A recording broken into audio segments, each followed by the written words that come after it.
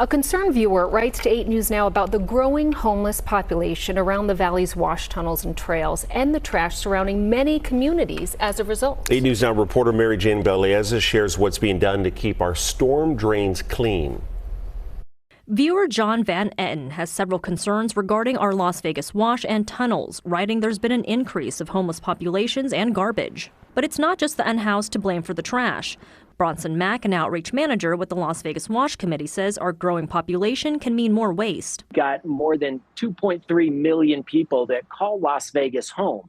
And with that, there can be a lot of litter or debris. As you can see, trash like this can get into the water from our sewers and pose a threat to animals and our water's cleanliness. So it's really important as a community that we are making sure that we are not throwing trash out of our vehicles as we're driving by. Don't even flick those cigarette butts out, because all of that gets into our waterways. Stephen Parrish, general manager of the Regional Flood Control District, says his office works with several agencies to clean up the homeless encampments. 8 people have passed away who have been living in the system and got swept up. Of those 8, 7 of those were homeless individuals. Viewer John wonders why the county doesn't put steel bars to keep people out. If they're narrow enough to keep people from going through, then they're too narrow to let water go through. And so it does collect a lot of trash. While some areas of town do have trash racks, Parrish says it's still not a safe option. Several homeless individuals that were camping upstream actually got swept up and got pinned up against that rack, and they couldn't get off. And tragically, those people passed away. It's also a costly problem. Last year,